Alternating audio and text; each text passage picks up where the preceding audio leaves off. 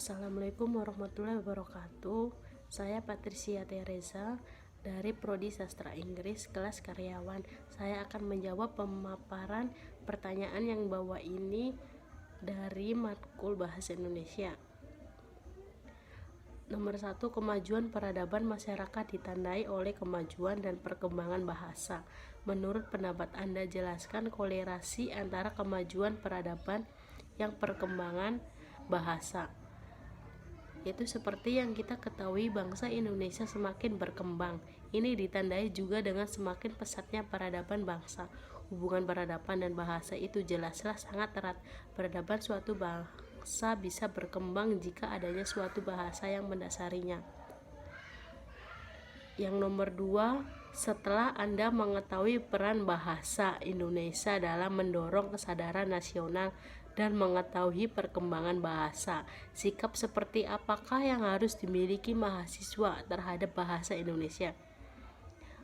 Bahwa mahasiswa memiliki sikap bahasa yang baik, hal ini dibuktikan dengan pemahaman akan kaidah bahasa Indonesia yang sudah baik juga.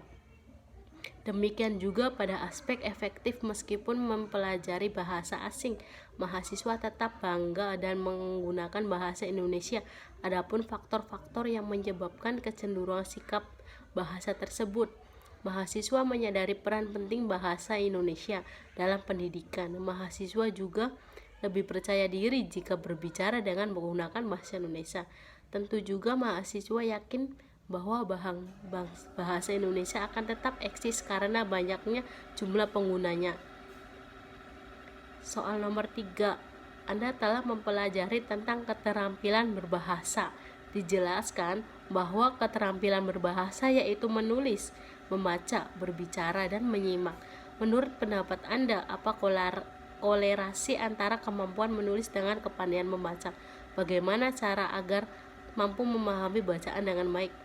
Jawabannya yaitu kemampuan menulis dengan kemampuan membaca memiliki hubungan yang erat. Hal ini terjadi karena secara tidak sadar seseorang telah memperoleh banyak pengetahuan, pengalaman, dan pakan ilmu dari hasil bacaannya.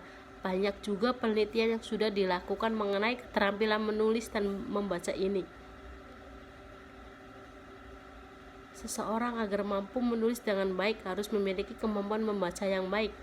Soal nomor 4, menurut pendapat Anda, sampai sejauh mana faktor diksi mempengaruhi kualitas tulisan, terutama dalam penulisan karya ilmiah? Jelaskan menggunakan argumen yang sistematis.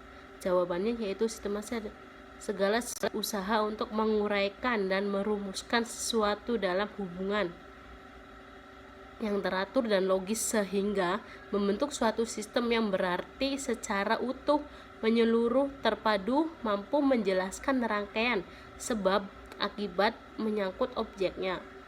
Nomor 5, buatlah kalimat majemuk bertingkat yang menyatakan pembandingan syarat dan implikasi.